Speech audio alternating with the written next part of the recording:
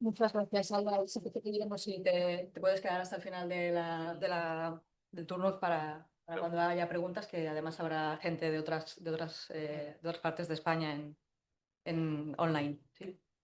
Bueno, ahora la siguiente ponencia vamos a entrar ya en aspectos clínicos y la va a desarrollar la doctora Jana Domínguez, que es miembro del equipo de la unidad de epilepsia de San Joan de Déu y va a remarcar la importancia de una cirugía de epilepsia precoz. Bueno, buenos días a todos. Muchas gracias por estar aquí, los que habéis venido de forma presencial, que siempre está bien poder veros las caras a aquellos con los que estamos hablando. Como ha dicho Javier, yo soy Jana Domínguez, trabajo aquí en la unidad de epilepsia de Sant Joan de Déu, soy neuropediatra y la idea en los próximos minutos es hablar de la importancia de la cirugía de forma precoz en pacientes con epilepsia y vamos a hacerlo con este eslogan de tiempo es cerebro, que en realidad le robamos un poco a los compañeros que ven pacientes con ictus. Esto es un concepto, un eslogan que ya está muy instaurado en el mundo del ictus, porque ahí es especialmente importante el tiempo, ¿no? El tiempo es muy importante para preservar, para salvar ese cerebro. En epilepsia no ocurre, no es una situación de tal urgencia como es en ictus, que hablamos de horas. Tenemos una ventana de horas en las que se va a inducir este daño cerebral y puede haber funciones que no se van a recuperar. No es esta la situación en epilepsia. En general, lo hablamos de horas, hablamos tenemos más tiempo para actuar, pero sí que es verdad que cuando vamos a la epilepsia en pediatría, y especialmente en niños, no en pediatría, sino en los niños, la epilepsia en los niños sí que el tiempo que tenemos para actuar se nos acorta un poquito, y especialmente cuando esa epilepsia aparece en los niños más pequeños, en los primeros meses, en los primeros años, 2, 3, 5 años de vida, este concepto de tiempo es cerebro tenemos que tenerlo pues especialmente presente, y es algo que tenemos que tener siempre ahí en el centro de la imagen. Y voy a trasladaros un par de conceptos en referencia a esto y después algunos datos, ¿vale? Y el primero de los conceptos es este concepto de cerebro inmaduro, ¿vale? ¿Por qué es tan importante este concepto de tiempo es cerebro cuando estamos hablando de un niño y un niño en los primeros años de vida? Y es porque el cerebro inmaduro es especialmente propenso a la epilepsia. Alrededor del 75% de los casos de epilepsia comienzan en la infancia, y esto se debe especialmente cuando nos vamos a las edades más tempranas de la vida, porque existe un desequilibrio entre la excitación y la inhibición. Las neuronas se comunican entre sí con estímulos eléctricos, y estos estímulos necesitan, para que el funcionamiento sea óptimo, necesitan un equilibrio entre excitación e inhibición. Hay neuronas excitadoras y neuronas inhibidoras, y el equilibrio entre ambas, con el mensaje que lanzan a la neurona siguiente, y así en cascada hasta llegar a desarrollarse una función, pues debe de estar en perfecto equilibrio. Y en los primeros meses, en los primeros años de vida, ese equilibrio todavía no es perfecto y tenemos muchas más conexiones excitadoras y sistemas inhibitorios que todavía no están del todo desarrollados, que no son completamente funcionales. Y por eso se produce este desequilibrio a favor de una excitación, de una tendencia a la excitación, a un cerebro más excitable y, por tanto, más propenso a que aparezcan crisis epilépticas. Y además, esta inmadurez del cerebro en esos primeros meses, años de vida, hacen que sea especialmente sensible a la epilepsia. El cerebro del niño no es un cerebro adulto en chiquitito, esto lo decimos mucho los pediatras, ¿no? Los niños no son adultos en pequeñito, los niños tienen muchas peculiaridades, muchos aspectos que son únicos en ellos y que tenemos que tener en cuenta. Y en el caso concreto del cerebro, pues este cerebro está en pleno proceso de desarrollo, de maduración, o si queréis, de construcción, ¿sí? Y por tanto, el impacto que tiene la epilepsia en las primeras edades de la vida sobre el neurodesarrollo, sobre el futuro desarrollo de las funciones neurológicas, es mayor que en cualquier otro momento de la vida. No es lo mismo tener una epilepsia con 40 años que con 17, que con 6 o con 2 meses, ¿sí? Pero también es muy importante, y esto es muy importante, es una ventaja, pero también es una responsabilidad muy importante y nos hace tener que tener de nuevo en el centro, en el foco, ese concepto de tiempo es cerebro. La plasticidad cerebral en los primeros años de vida es muy, muy alta, ¿vale? Este proceso de maduración dura toda la vida, pero en los primeros años es mucho más intenso y, por tanto, la capacidad de recuperación del cerebro cuando generamos algo en los primeros años de vida es muy, muy alto, muy importante y por eso tenemos que saber aprovecharlo.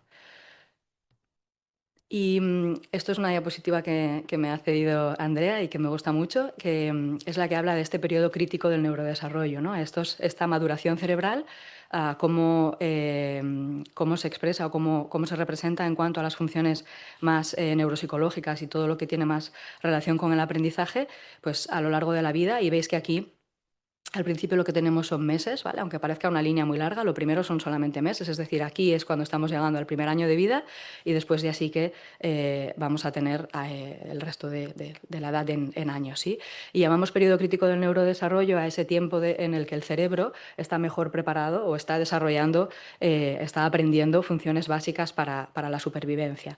Veis aquí que las funciones cognitivas superiores son las que se están desarrollando hasta más adelante, ¿vale? Hasta durante toda la edad pediátrica, durante toda la infancia. Pero luego además hay unas funciones mucho más básicas, funciones sensoriales o funciones como el lenguaje, que es lo que nos hace seres humanos, ¿no? La capacidad de comunicarnos, que tienen un periodo en el que, muy, muy cortito, en el que realmente su desarrollo es fundamental y es el primer año de vida. Y por tanto, aquí, en el primer año, en los primeros meses de vida, el primer año, los primeros años de vida, el impacto que tiene la epilepsia es muy alto en el neurodesarrollo. Y esto es un poco lo mismo con funciones ya más superiores, funciones más relacionadas con los aprendizajes, presentadas de la misma manera, ¿no? En la línea del tiempo y veis cómo van apareciendo en diferentes momentos de la vida y de la infancia. Y aquí lo que me interesa más resaltar es que lo que va a ocurrir es cuando aparece una epilepsia, es que va a interferir con esas funciones que se están en ese momento desarrollando o aquellas que están pendientes de desarrollar. Es decir, la epilepsia nos puede detener el desarrollo de las funciones que en ese momento están en proceso y va a deteriorar o impedir o dificultar el desarrollo de aquellas funciones que aún no se han desarrollado. Y de nuevo, por tanto, el impacto de la epilepsia en la infancia es muy alto y tenemos que tener en la cabeza ese concepto de qué tiempo es cerebro, ¿sí? Y el otro concepto que quería comentar, porque es un concepto muy importante en epilepsia, es este concepto de epilepsia fármaco-resistente, ¿sí? Que también de alguna manera la relación entre la epilepsia, la cirugía y el concepto de epilepsia fármaco-resistente se está, bueno, reconstruyendo, pero es un concepto que tenemos que tener presente. Y este concepto nace de que aproximadamente el 70-75% de las formas de epilepsia van a responder o bien al primero o al segundo fármaco antiepiléptico que utilicemos. Y es ahí cuando ponemos el nombre de epilepsia fármaco-resistente. Cuando hemos utilizado dos fármacos y no hemos conseguido el control de las crisis, pasamos a hablar de una epilepsia fármaco-resistente. Y esto es así porque a partir de ese momento, a partir del segundo fármaco, cada uno de los fármacos que probemos en grupo, evidentemente, no hablamos de pacientes individuales, sino en conjunto, va a tener una probabilidad de conseguir el control de la epilepsia de únicamente entre un 5 y un 15%. ¿Vale? La probabilidad de conseguir el control de las crisis con fármacos a partir de haber probado el segundo fármaco cae de manera muy llamativa. Y aquí pues podemos entrar en la historia interminable de seguir probando fármacos y fármacos, enredarnos en este listado, en listados enormes de fármacos que hoy en día existen infinitos, pero necesitamos romper, salir, ¿no? Liberarnos de esa enorme lista de fármacos y pensar que hay cosas más allá de los fármacos, ¿vale? Que tenemos que buscar alternativas, tenemos que buscar otras opciones. Y aquí un poco ligado a la charla de Alba, ese momento en el que hemos agotado las opciones y que tenemos que buscar otros profesionales o otros centros en los que tengan la capacidad de ofrecernos otras alternativas, no es cuando hemos agotado toda la lista de fármacos, ¿vale? Es como mínimo cuando hemos llegado al segundo fármaco, ¿vale? E incluso, pues por si tenemos que llegar al segundo fármaco, pues en muchos de los casos, especialmente en niños pequeños, pues ya se aboga porque desde el momento del diagnóstico se vaya haciendo la derivación a centros donde puedan hacer una evaluación multidisciplinar del paciente o una evaluación con mayor experiencia.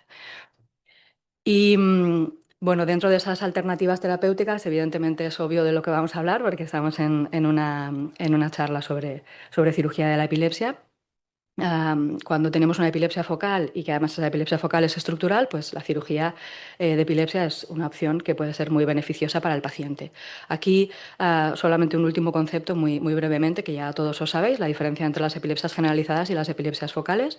Generalizadas son aquellas en las que todas las neuronas se excitan a la vez y desencadenan una crisis epiléptica, mientras que en las epilepsias focales tenemos un grupo concreto de neuronas que son son las que están desencadenando esta crisis epiléptica, y hablamos de epilepsia focal estructural cuando esas neuronas desencadenan esa crisis epiléptica porque en su estructura, en su morfología, en su forma, en su desarrollo o por lo que haya ocurrido, que después Isabela nos explicará, tienen esa capacidad de desencadenar crisis epilépticas. Y si somos capaces de identificar ese grupo de neuronas que es diferente y que está desencadenando la epilepsia, pues la cirugía de epilepsia es una opción muy, muy, muy útil y muy interesante para ayudar a estos pacientes. Y aquí paso a la parte un poco de datos. Y este es un artículo bastante reciente, muy interesante, que esto no es algo súper novedoso, como decía Alexis, ¿no? Esto nosotros ya lo sabemos y se sabe hace tiempo, pero a veces es necesario juntar datos y tener números que nos den esa evidencia de que esto que todos pensamos es cierto. Y este trabajo multicéntrico y colaborativo lo hace.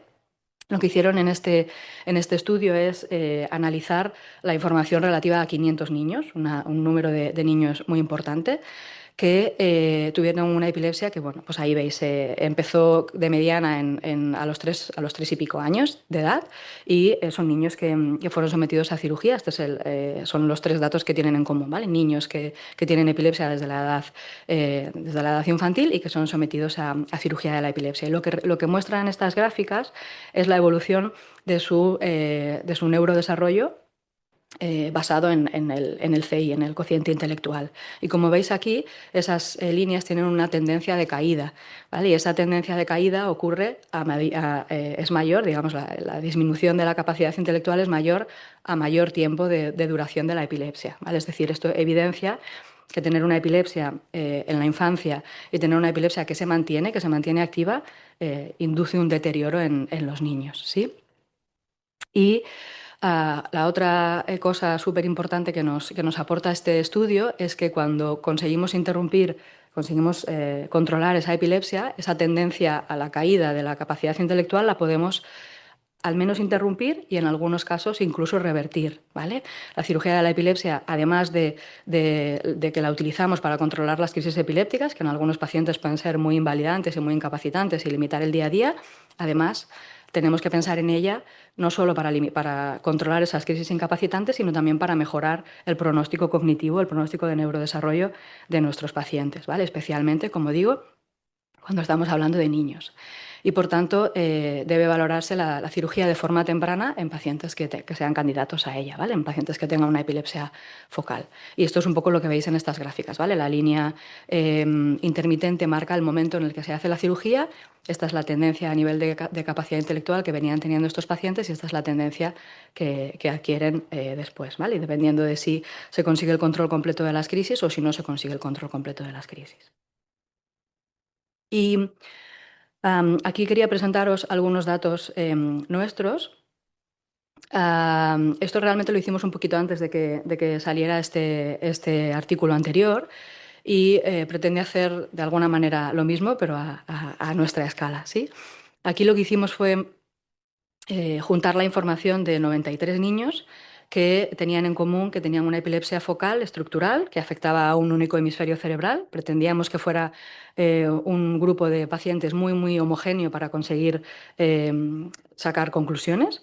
y que tenían también en común que son niños que en todos los casos empezó la epilepsia en los 2 primeros años de vida, ¿vale? Volviendo un poco a ese concepto que tenemos en el centro de tiempo-cerebro y la importancia de este concepto especialmente en los primeros años de vida. Y estos pacientes que tenían estas dos características en común los dividimos en 3 subgrupos. Y estos subgrupos dependían del momento en el que se controló la epilepsia. En todos los casos, la epilepsia había debutado en los 2 primeros años de vida, pero en el primer grupo se consiguió el control de las crisis antes de los 2 años de vida, en el segundo grupo se consiguió entre los 2 y los 5 años de vida, y en el tercer grupo ese control de la epilepsia se consiguió después de los 5 años de vida.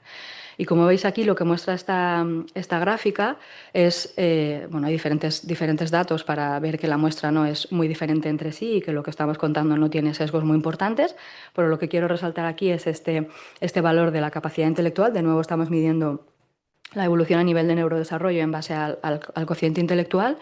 Y veis que los pacientes que tenían el control de crisis más precoz tenían un cociente intelectual de 83, que esto está dentro del grupo de normalidad, la normalidad es entre 80 y 120. Mientras que aquellos que se controló la epilepsia un poquito más tarde, ya el CI caía, y cuando nos vamos un poquito más allá, pues aún cae un poquito más, ¿vale?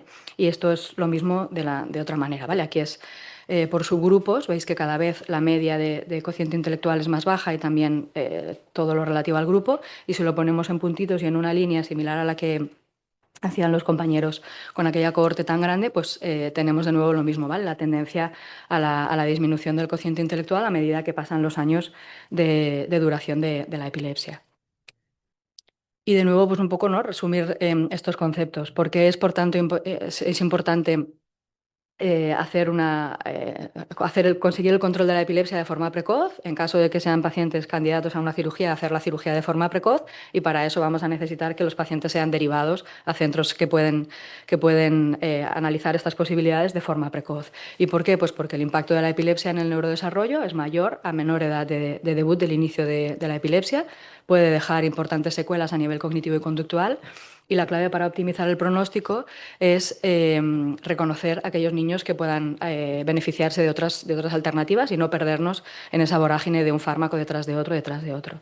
Y en niños con epilepsia focal, focal de etiología estructural, aquí decíamos, ¿no? El fármaco resistente, hay casos en los que incluso antes de haber llegado a ese segundo fármaco se puede plantear o incluso aunque el paciente esté controlado, se puede plantear la cirugía.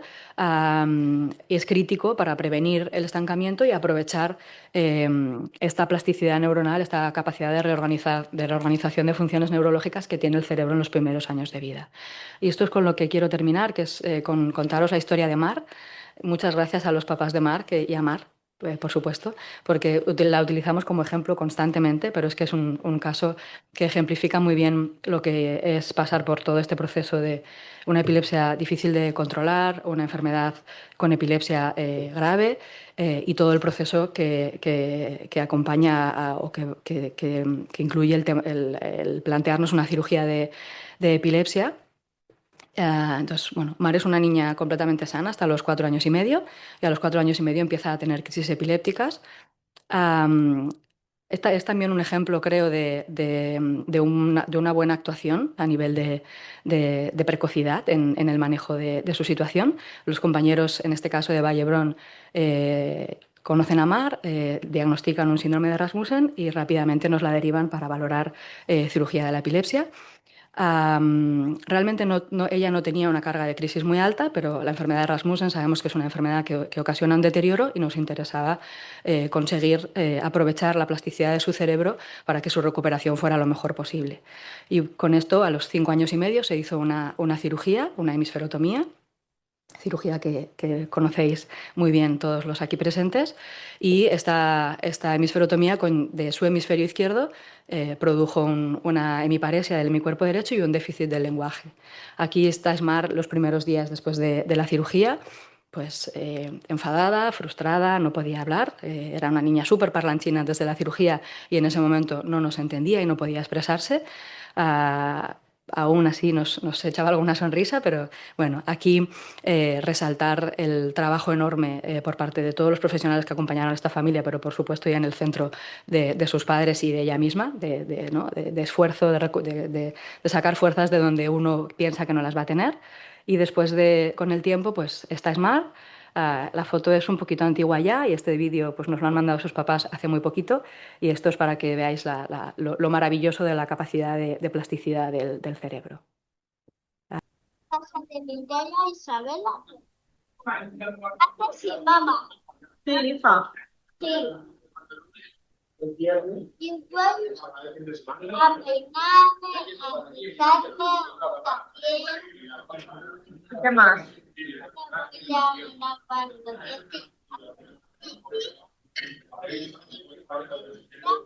y me duermo. Sí, y yo aquí. Adeu. Bueno, creo que no hay mucho que explicar, ¿no? La capacidad de recuperación del cerebro es maravillosa y tenemos la responsabilidad de aprovecharla. Nada, 5 últimos mensajes, lo que hemos venido diciendo, ¿no? Los primeros años de vida, especialmente los 2 primeros años de vida, pero bueno, los primeros años de vida en general, son una etapa crítica para el neurodesarrollo. En este momento, la epilepsia puede tener un impacto muy importante y esto es súper importante tenerlo en cuenta, entenderlo y hacer una derivación precoz para poder explorar todas las opciones que estos niños tengan para control de su epilepsia. Si no existen, no existen, pero si existen, tenemos toda la responsabilidad de encontrarlas y ejecutarlas. El pronóstico neurocognitivo de los niños con epilepsias de debut precoz va a depender del tiempo de evolución de la epilepsia y por tanto no podemos perdernos en buscar alternativa y aquello de la cirugía es la última opción. No, por favor, la cirugía no es la última opción, ¿vale? Cuando tenemos una epilepsia farmacoresistente, sí o sí tenemos que buscar alternativas terapéuticas y por tanto la evaluación temprana en un centro especializado es fundamental para poder explorar todas estas opciones.